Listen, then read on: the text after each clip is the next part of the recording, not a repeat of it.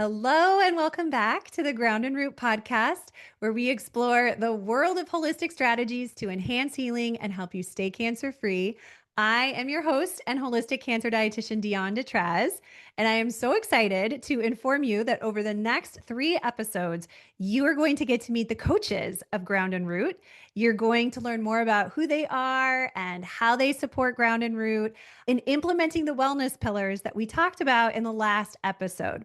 I will refer back to those a little bit as we go. So, in case you haven't listened to that episode, don't worry, you will get caught up, I promise.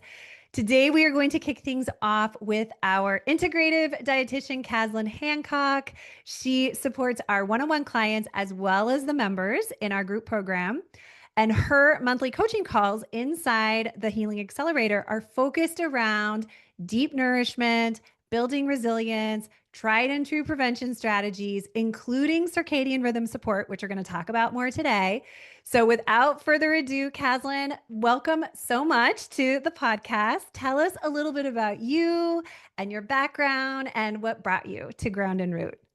Thank you. I'm so happy to be here. I'm excited to get started. And yeah, we are going to be talking about one of my favorite topics. But yeah, I'm so happy to be on the Ground and Root team. I have a background in integrative and functional nutrition and also with hormone health. I work with a lot of women and I absolutely love looking at all aspects. Of course, as dietitians, we know nutrition is really important, but there is so much more that affects our health, how we are living, the stresses on our body, our blood sugar balance. There's so much. So I love looking at the whole picture. And I think it's been over 2 years. I think in 2023, Yeah, we started working it is. um, Yes. Ground I think Root, we're which over 2.5, I think. yeah, Yeah, yeah, it's been a which while. time flies. And I know. actually, when I found you and found Ground Root, I was also living abroad. So I don't know if you've mentioned that you're in France, of course, I but have, yes. yeah. And yeah, and it's funny because actually 2 of our 3 coaches, well, you're back in the Yeah. States now, but like we're Yes, living back in the abroad, States. which is Yes. funny. We're Americans living other places. I know. Yeah, I know. And I think we kind of bonded on that too, because I found you online and I was so just, yeah, deep, like right away felt connected to your message and everything that you were doing. And I was like, I absolutely would love to be a part of that. It was so funny too. I think our first interview that we like had together, it was 3 a.m. in Australia. I was living in Australia at the time. My husband's Australian. And yeah, I was so excited about hopping on a call. You were like, this and this time works for me. And it was in the middle of my night. And I was like, absolutely, I'll You do didn't it. even Which tell me too. I Like I didn't even know. know. Of course, I would have been like, we're not meeting at 3 a.m. That's Yes. ridiculous. Which is But you so did. funny, especially for our topic today. Like that goes Right. against Not good. everything about circadian rhythm. But so happy I did. And Me yeah, I too. absolutely love being here. Yeah, me too. I'm so happy to have you on our team. I can't, it feels like 2.5 years doesn't seem that long in the scheme of things. And yet I really don't remember what I was doing before you. So I feel Yeah, like, yeah, like you've always been there. It's just so I great. love that. Yeah. Yeah, makes me happy to have you. Okay, so here's what we're going to dive into today. Obviously, there's a lot of things that Kaslyn could share with us, but I really want us to dive a little bit deeper into the wellness pillars because that is something I talked about in episode 3. So, in our last episode, I shared more about our philosophy, our convictions, the pieces that we believe are so important to help someone heal and stay healthy. And one of the, maybe actually first, what I should do, just in case you haven't listened to that episode, is I'll just review like what are the 4 pillars, and then I'll tell you what we're going to focus on today. So we have 4 pillars. The first is really what I consider to be our foundation. If we don't start there, none of the other things are going to work as well. And that is really about earth-centered living, which includes nourishment, right? Building resilience, being in sync with the seasons. We're going to talk a lot about that today, the sun, but just really taking our cues from the earth of how to be healthy, how to stay healthy. Then we move into enhancing energetic flow. And this was something I talked about too in the last episode about really understanding that dis-ease, disharmony often begins in our energy, in our energetic field before it takes root into the body.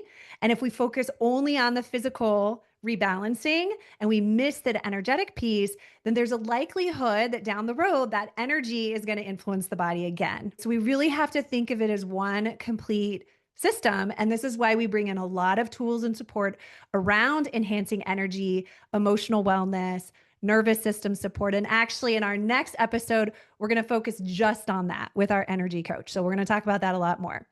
Then our third pillar is around community support, that humans thrive in community, and cancer can often feel really lonely, especially if nobody around you has gone through it themselves. It's hard to understand. Everybody's scared. And how important it is to surround yourself with people who understand, but are also there rooting you on, right? That hold that hope and optimism and that can do attitude and the role that plays in a healing journey. We will bring on our community coach too. So you're going to learn more about the role community plays. And then fourth and final, they're not in any particular order, they're all four important, is really about finding your why. And I think that's what often sets us apart from other approaches, is that it's not just helping you heal now, but to really prevent the cancer from coming back. And in order to do that, we have to understand why it grew in the first place, right? We have to look deeper at the root causes and risks. So these are our four pillars.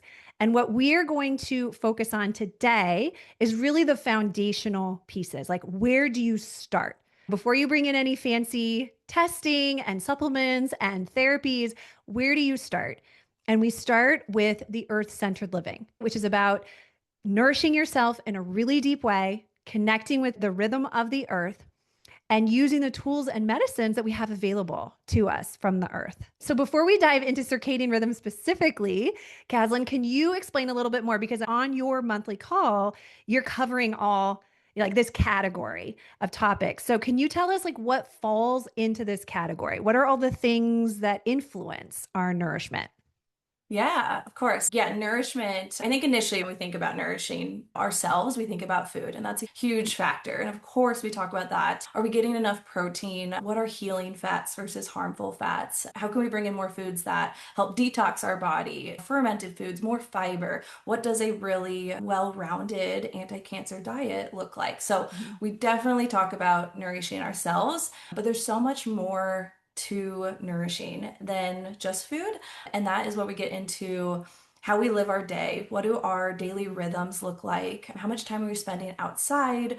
Are we grounding? Of course, circadian rhythm, which we'll talk about today, but the stress on our body. And of course, the mental stresses are huge, but is the stress of always feeling like we are rushing or we are running from task to task without ever taking a time to just really move out of that fight or flight state and into a rest and digest stage. So it's looking at nourishing ourselves that way. And I'm constantly telling people to do less in their day, which I think in our culture is not the norm. And doing less is making sure too we're getting restorative sleep. We talk about sleep so much. And then movement on top of that. Are we doing too much movement? Or are we doing movement that's going to actually promote our health too? Because there's always that sweet spot we want to find. Doing too little and doing too much. Yeah, there is so much packed into, I think, the nourishment pillar, but we dive into it, all the nuances of it, and then specifically to how can we take simple steps? Like it is such there's so much to discuss, but where can we take little things and them into our day where it's going to make a big effect? It's all those Mhm. little things that add up that we forget about. Yeah. So there's I a think that's a lot in really good nourishment. point. And I feel like I get that reflected back to us quite a bit from the people we work with too. Like that sometimes just one shift ended up having a really big impact. I'm thinking specifically of recently somebody shared with us they've been struggling with, I think you were on that call too, if you remember, were struggling with sleep for years and trying all the different supplements and strategies and things to improve their sleep. And it really wasn't until they actually embraced the doing less. Can you create a routine where you're not so tapped out, where you're not just like checking off the to-do list, one thing to the next, but you're actually taking down time, like you have a flow to your day, you're delegating where you can. And she started sleeping well Mhm. without any supplementation. Right. And so Yeah. sometimes it's what seems so simple, which is why sometimes people forget that step. Like they just go straight to the what's the remedy or what's the What can I add biohack or, in? What yeah, more exactly. should I be What's the doing? thing I need to do Hmm. as opposed to just this like simple shift. And that is a lot about what we're going to talk about today too with circadian rhythm, because it doesn't take a dramatic practice Exactly. for you to re-regulate your circadian rhythm and then actually have that impact a lot of different areas of your life. So we are Exactly. all about that. My goal is really, and you'll get this over and over again in the podcast, or if you decide to work with us, is that taking these sort of like complex ideas when there's hundreds of things you could be doing, how do we simplify it to the things that are going to have the biggest impact with the least amount of work? Right. So that it becomes this easy, sustainable practice that we can continue. And ultimately, that's what's going to have the biggest impact on your health. Right. If you Mhm. can keep doing it. So I appreciate that you spoke to that. We're going to dive into all this a lot more. So if you're brand new to a lot of these topics and you're like, what in the world? Just stick around, I know I just subscribe. rattled off so Right. many I know. topics. Exactly. Follow along, hang out with us on the podcast. You're going to learn about all these things. We'll take one at a time. I promise. We'll keep it not overwhelming. But for today, so out of this huge topic, I think we were going back and forth a little bit about like where would be the best place to start when we think about this topic. And to the example I just shared, sometimes simplifying or getting back to the basics is the best place to start. And I can't think of a more basic place than circadian rhythm support. So why don't you dive in, Kaslyn, and tell us a little bit more about like why is this important? Maybe even just what it is in case people this is a brand new term for them. And then we can go from there. Yeah, of course. So, what is it? Every single person has a 24-hour body clock. This is our circadian rhythm. And it's essentially a timekeeper, and blue light is specifically that timekeeper. And we have sensors in the back of our eyes. And when we get light, when we get those signals, those sensors tell our brain to do different functions, to make different hormones, set off different enzymes, different things in our body based on the time of day. So that's kind of what I mean when the blue light's the timekeeper. In the morning, there's a little blue light. In the middle of the day, there's a lot of blue light. And then, of course, when we get closer to sunset, the blue light starts to decrease. And if you think about, okay, our circadian rhythm is based off sunlight and blue light, it's typically not what we're not spending all of our days outside.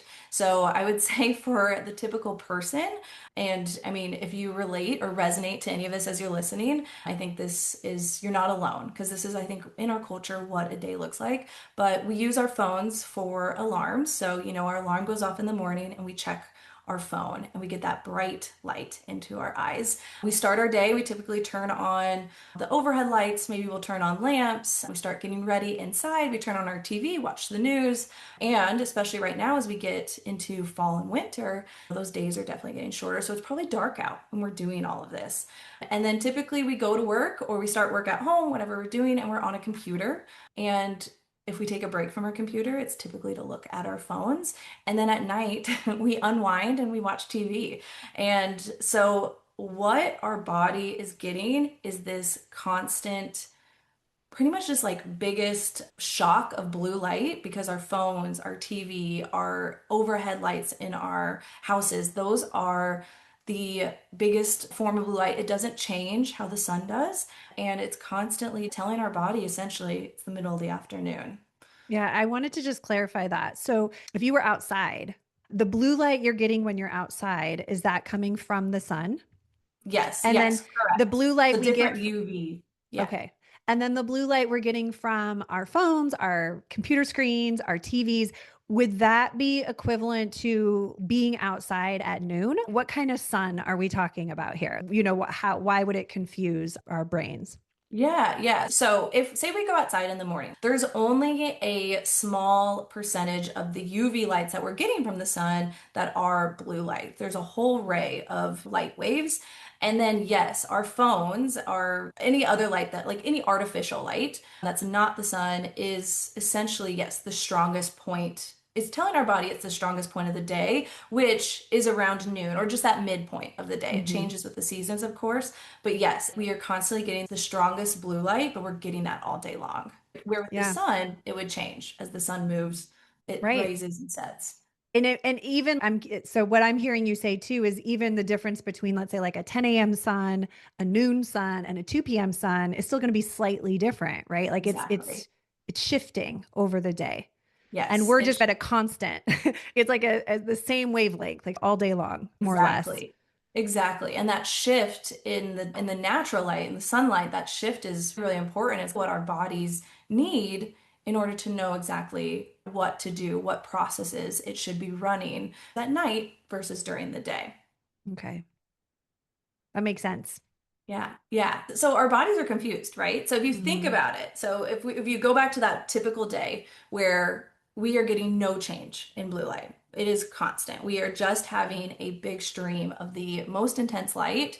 It just leads to chaotic signaling of our hormones, of our digestive juices, of our melatonin, serotonin, really important hormones for sleep and for waking us up during the day and keeping us active. And with all that to say, there's a lot of symptoms that come with this. And I think Hmm. those symptoms might resonate a little bit more. So if you feel like that is what a day looks like for me, I don't get outside very much. I am constantly looking at my phone or, I work on a computer screen. A lot of symptoms that have that dysregulated circadian rhythm, they include feeling exhausted at night, but too wired to sleep. I think that's one of the most common ones I see. Like our eyes hurt, our eyes are heavy and tired, but we can't relax, we can't sleep. We're feeling wired. If you're waking up in the middle of the night, that is a big sign that our body's not sure, oh, should I be sleeping for 8 hours or is it a time to wake up? If we're feeling groggy or just like brain fog throughout the day and specifically afternoon slumps, if you hit 2, 3 p.m. and you feel like I could go to bed right now, that is a big sign that something's off. And then on the flip side too, we could be addicted to cortisol spikes. Cortisol is our stress hormone. And if we're feeling like I need to be productive, I need to be go, go, go all day long, and if I take a couple minutes to sit on the couch and just relax, I'll crash, I'll fall asleep. And it's just another kind of, yeah, confusion in our body, essentially. If we have a sluggish metabolism or weight loss resistance is another common symptom of having this dysregulated circadian rhythm, digestive issues, cravings, especially late at night, poor stress tolerance. If you get sick often, I mean, sometimes that's another sign. So there's a lot of different symptoms that can all be helped by just trying to get this more regulated. Yeah.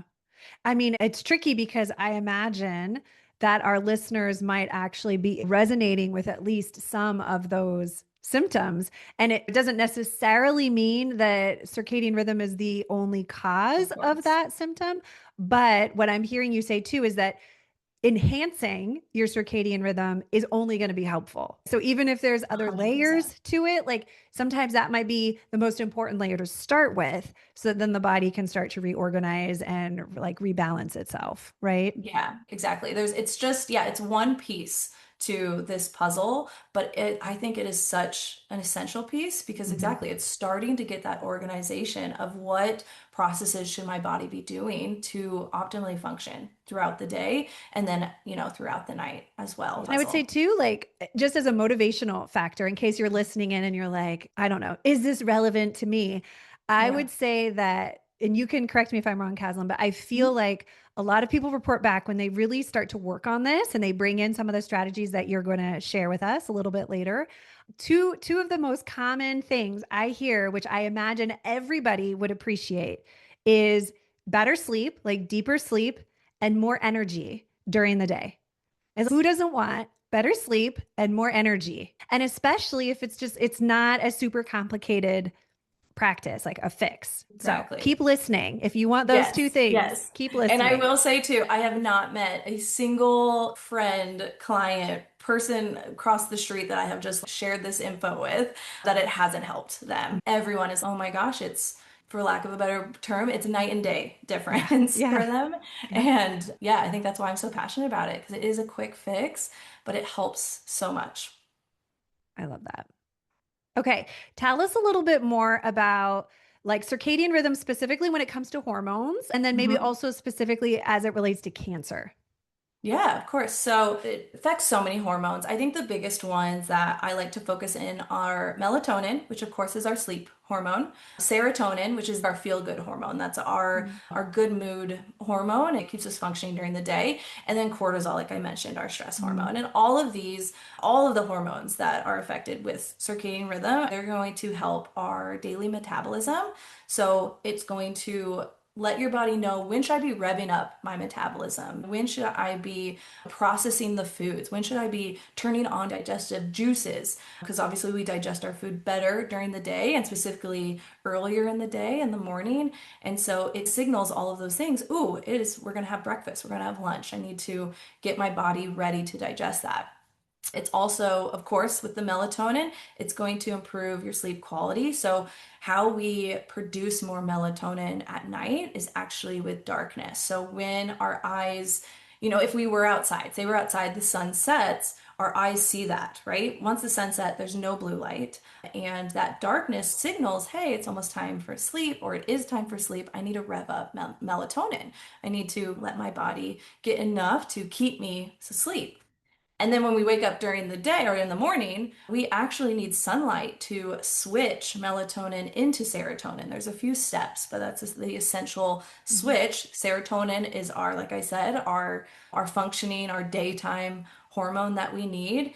And if we don't have that light in the morning, we don't get that conversion. And then it kind of disrupts how much melatonin we have at night, if that makes sense. There's a lot going on for cancer specifically, and I know you know a lot about melatonin and cancer, but during the night is when our body kind of detoxes from the day and we have DNA repair. Our gut rejuvenates over the night, and we need that really good sleep for this to happen. So, melatonin plays a really big role in that.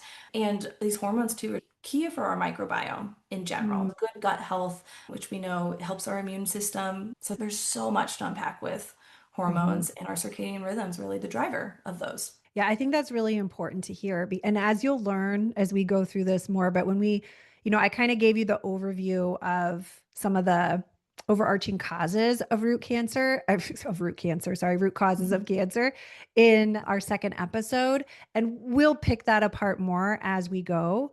But if we think about some of the underlying pieces, sleep is such an important one because when we think about our systems of cancer prevention, a lot of those are activating at night when we're sleeping, right? So our detoxification, our immune system, like these are key, and even just like DNA repair, cellular repair, these things are happening while we're sleeping. And I can't tell you how many people that even just we've worked with anecdotally when leading up to their cancer diagnosis, most of them were not having good sleep, and some of them for many years, right? Like it was a chronic sleep deprivation or sleep issues.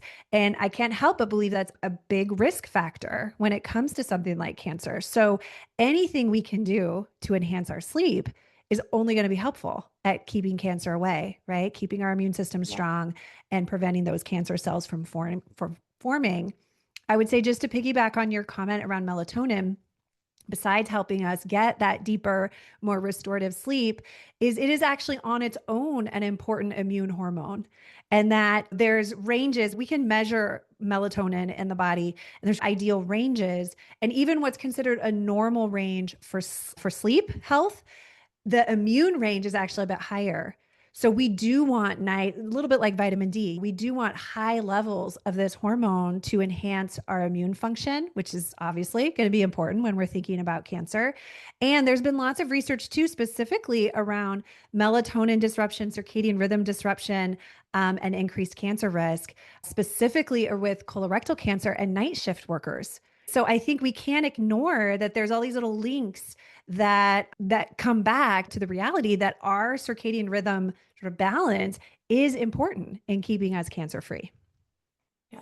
Yeah, totally agree. Okay, how do we make the shift though? Yes. What do How we do I do? start? What do we do is the biggest question. Yes. So we can Yes. Particularly if you can't just quit your job and start, Yeah. have to get up when it's dark outside. Some of those things you can't Exactly. control. Yeah. Tell us, what do we do, Kaslyn? Yeah. So yeah, how do we fit this into like our modern life? Because we Mhm. can't go live outside. That's not going to Maybe some be. of us can, but Yeah, yeah. maybe if you can, I love it. You're probably like, I'm sleeping great. I go camping Right. all the time. But there's two big steps that I think well, big, but little and little shifts that I have everyone, all of our clients make. And I want to note before I say them that being consistent, you don't need to be perfect by any means, but consistency is going to give you the best results. I remember I had someone say, I'm outside for 5 hours on Saturday and Sunday. I love being outside. Is that the same? Am I going to get the same benefits? And it's one of these things that we need to bring into our daily practice if we want the best results. So the first step is to get outside light. So go step outside first thing in the morning when the sun is up.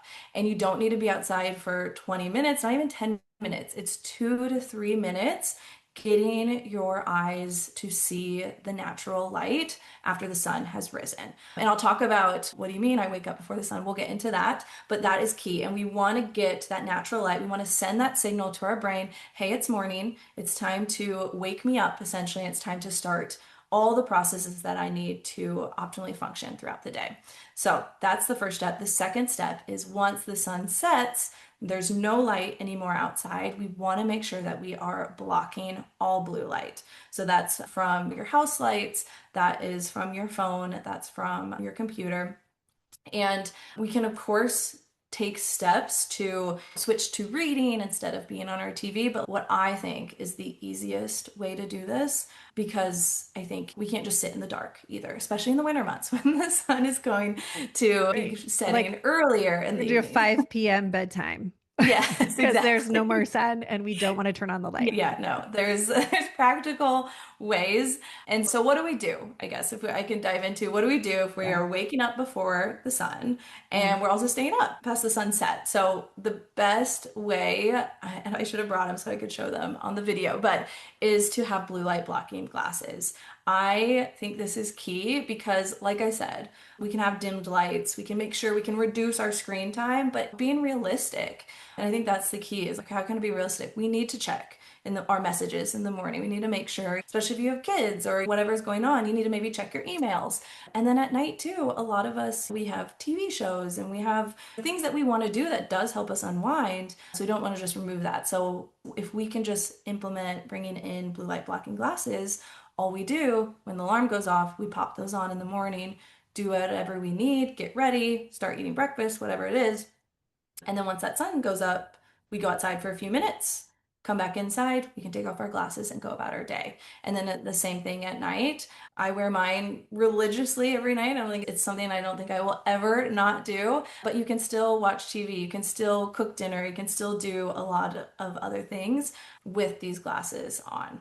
So that is the key, is probably what I would recommend. That's great. And then we can also, do you have even just examples to share? Because we can put those in the show notes too. So people could look below this episode and then actually get some ideas of where to find these glasses.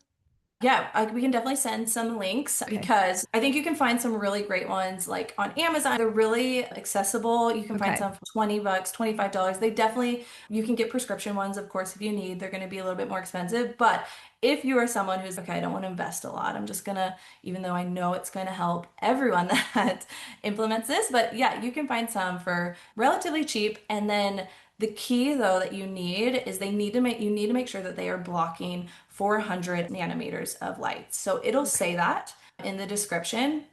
Some brands, if they don't say it, I probably would say let's not buy those because we want to make sure that's quality. If you Hmm. are purchasing and investing in something, you want to make sure that it's going to be doing what you need Yeah. it to do. And glasses that do block this wavelength, they will be orange toned. So they're not going to have a clear lens. A lot of people wear blue light blocking glasses during the day, like the ones that I'm currently wearing, but they're Me really too. just for computers. Yeah, Hmm. they're filtering the blue light, but they're not blocking it. I'm still Okay. getting in some blue light. So this wouldn't be sufficient at night. They need to be those orange toned glasses. And we can put a few links of some of my favorites too Yeah. in the That's show actually notes. really good to know because if this is brand new to you, you might just look for blue light and think they're all the same, but actually no, the coloring matters because it indicates what the nanometers that it's blocking. Okay. Yeah, Good. correct. That's true. And I will say too, even just some more tips with these. So say you're going to get the glasses, great. You shouldn't be driving with them, of course. I think that's like the one thing that it's probably not safe to drive with how orange they are. But then I get a lot of questions of, okay, I need to go to work and it's still dark, especially when we get into those winter months. Hmm. And so they do have they have yellow toned essentially, which is like the step down from orange toned. So you can wear those while you drive as well if the sun's not up and you still want that blocking sensation. Okay, that's good to know. Hmm. Okay, what else do we do? Yeah, I know. I was like, okay, what more tips? I How mean, can that's we how can that even just that one alone would be Yeah. enough, maybe, right? Like that would be a really big one. Yeah. So start So there. those are the two things. Get that outside morning light as soon as you can. If it is rainy, foggy, snowy, it is still beneficial. If you can't see the sun, it is still beneficial. Our eyes will still pick up that UV light. I have a lot of people who be like, it wasn't sunny, so I didn't go outside. It is still really essential. It's good to And yeah, know. and I will say too, sometimes like I'll be driving or if you're going to work, even just rolling down the windows when that sun is up, the moisture in our eyes will pick up those UV, so it actually is still going to be helpful. Anything little, like I said, if you're consistent about it, it does not need to be perfect. So Actually, that's a good follow-up question just to clarify. yeah. How many minutes? Like what, like how Mhm. much time do you really need to be out for that like shift or that whatever, however we want to define that, like for that to happen? Yeah, yeah. I think in the morning it can be as little as 2 to 3 minutes just to, once again, you're just like telling your brain what time of day it is. Mhm. And if you want to go a step further, like throughout the day, if you want to keep getting breaks, which I don't think you need to start here, but even going outside and tell like for 30 seconds, 30-second breaks, seeing the sunlight, getting that natural light can realign our brains essentially with what time of day it is. So that's something too you can add, but the biggest things are a few minutes in the morning and then blocking light at night. What about through a window? Does that Yeah. like what happens through the glass? Are you still Yeah. getting some benefit or you really need to be outside or through an open window? Yeah. Great question. It should be an open window. So once again, just like these glasses, the window, it's going to filter it. It's not going to be that like pure UV that we want. If you work next to a window, go ahead and open it up. That is Mhm. going to give you some benefit because once again, that moisture in your eyes will collect that, but it needs to be an open window. And if you can't get outside, say the sun's up and you live in the top floor of an apartment and going downstairs in your pajamas isn't something you want to do right in the morning, even just opening your window and like staring outside for a few minutes is going to be beneficial, but there needs to be nothing blocking Barrier.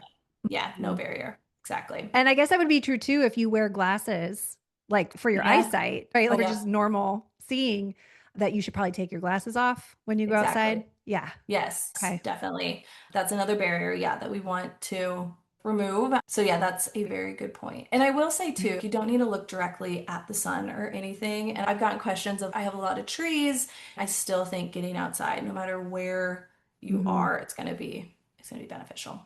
It's just when the sunlight is up, basically. When it's over the Yeah, horizon, yeah, your eyes are going to pick up on that wavelength. exactly. Okay. Yeah. And we can talk about too, how do you know when your because Mm, the sunrise and sunset change every single day, and we don't want to just be looking it up. Of course, you can look outside, but sometimes it's nice to get a little notification, a little reminder. So there is a circadian app, and it's actually, if you look it up in the App Store, it's just type in circadian and it says your natural rhythm. It's a free app. I absolutely love it. It can send you notifications. So I have mine turned on for when the sun rises and when the sunset is essentially. And when I get that notification on my phone, I go grab my glasses. This is in the evening. I pop them on. And then in the morning, I'm wearing my glasses because I'm waking up before. And when I get, ooh, the sunrise, I'm like, oh, perfect. Time to go take a little break outside. So that is a super I helpful love it. app. And it has so much other info in there too that you can dive in. Fabulous. We will Yeah. definitely link to that too in the show notes. That's great. Is there Yeah. anything else you want to mention about? I think that's a good place to just for people to start. Yes. That alone might be enough. You may not need to do anything else for your circadian rhythm to come back into a good balance. But is there anything else you want to speak to on that topic? Yeah, no, as long as you start implementing those, I think you'll see benefits within a week of being Mm, consistent. and just getting outside light before looking at anything else and blocking blue light at night is going to be key. Great. I was Yeah. also thinking, just one follow-up question to this. We're recording this and it's just the beginning of October. And I know that towards the end of October is when we do our time change again. Mhm. So I'm assuming the same, you follow the same practices, but is there anything else you would recommend to help with the seasonal, like with that time change? Because I know that can be such a disruptor for so many people that all of a Oh my gosh. sudden their sleep shifts and their energy shifts, and just that 1 hour difference seems to make such a big difference on our bodies. Do you have any other, I don't know, just tips to prepare for that? Yeah, and I think too that that disrupts us so much because I think it's another sign that circadian rhythm is so important and that hour shift, it disrupts everything. So the biggest tip I have is just, okay, that, the sunrise is coming up an hour earlier, or is it later? It's fall back, It's right? fall back. Yeah. Yeah. So So we're gonna get an extra hour in the morning, but that means it's sun setting earlier. yes. So that extra hour in the morning, I would be super diligent getting up earlier if you're not awake yet, but getting that sunlight and right around sunrise, telling your body, "Hey, yes, the time shift, but I'm going to support my functions and that light is going to tell your body what to do."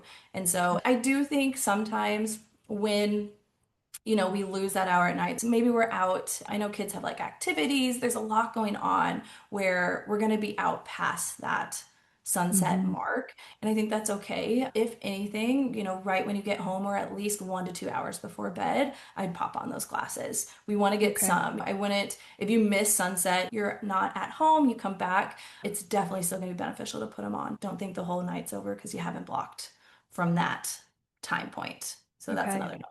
That's really Any good. little thing That's can really help. good to know. Yeah, I Yeah. think that's super helpful. And as you were speaking there too, I was thinking, so it, based on what I heard you say, it is going to have the biggest impact the closer we expose our eyes to sunrise, as opposed to just when we wake up. Like if we wake up past sunrise, is what I'm saying. Mhm. Tell me, like, is it really important? What are we Yeah. aiming for? I think it's more important when the time changes and you want to make Okay. sure you want to avoid that lag that we get and that more tiredness. But going back to consistency is better than perfection. I think you're going to get a huge benefit if whenever you wake up and that if that sun is up or not. So yeah, we didn't really talk about if you're waking up after sunrise, which in the summer especially we are going Hmm. to. Just getting out when you can. I think the key is just having that first light that gets into your eyes being that natural light Being is sunlight. artificial light. Yes. Yeah.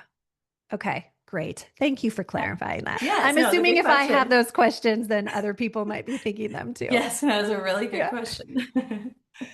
All right. So you have a few things you guys can try. You can try out if this is not already on your radar. Maybe it is, and it was just affirmation of like why it's important. And so keep doing it. Hopefully, you've already seen the benefit from doing this. And if this is brand new to you, two super simple practices you can bring in of just, I say super simple. Obviously, you have to go buy the glasses. So there is that step of like purchasing something to block the light, but it's worth it. And Mhm. start with the least expensive one. That might be all you need. Don't feel like you have to invest a large amount. But with the morning light and the blocking the light once there is no sunlight, I think Mhm. those two things alone are going to make a really big difference for Yeah. you. And if you can get out during the rest of the day, I know that is something we'll talk about this more because I'm such a believer in just getting in the sunshine. There's so Yeah. much healing that happens from the sun. This is just one thing, right? This is one thing about how the sun helps us stay healthy is by setting our circadian rhythm and telling our body when to do things, which is magical. If you think about that, Mhm. there's just like ball of light in the sky is telling our bodies when to do things.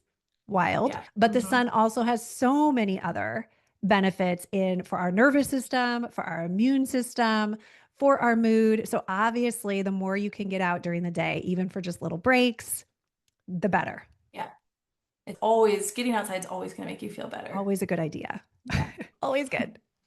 And I know again, it gets complicated as we move into the colder months of the year, right? That is depending on where you live, of course. But yeah, as if it's cold where you live, if it's dark and cold and snowy and rainy, it's not as fun to be outside. Right. So I get that. I totally understand. And I also think it's important to get at least a little bit. So you're going to Mhm. find what's going to work best for you. But I promise that once you make these sort of little steps part of your routine, you're not going to go back. You're going to be like, yep, Yes.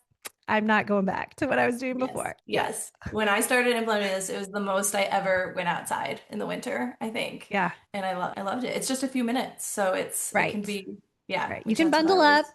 get out there for Yes. your 3 minutes, come back Yeah, in, go out with your cup of coffee if you need to, like something exactly. warm. Yeah. Thank you so Love it. much, Kaslyn. This was Of course. such a great call. And I think such a good topic to start with when we think about the world of nourishment and like all the things we could be talking about. I'm just so happy we started with this one. So thank you for Yes. sharing your I'm knowledge with happy to us. be here. Yeah, of course. It was fun. I loved it. Great. All right. And I can mention this is one of 3 episodes where you guys are going to get to meet our coaches and learn a little bit more about our wellness pillars and how we suggest you start implementing them. And just as you saw on today's episode is we really try to make it as easy and practical as possible for you to get started with all of these things. Nothing super fancy or complicated. That is always my goal. Simple is better. So in our next episode, we're going to have our energy coach, Vicki Landis, join us. You're going to learn a lot more about why energy matters, our emotional wellness, our nervous system. How do we enhance our energetic flow? Again, what are some super simple ways that you can start to check in more with your energy during the day and learn how to shift it very quickly? Vicki has so many incredible tools that she can share, and she promised me she'd have at least a few ready to go. So you will definitely learn some really good strategies from her. Thank you so much for listening. I invite you to subscribe and follow along so you will be the first to know when our next episode is released. And I will see you in our next episode. Bye, everyone.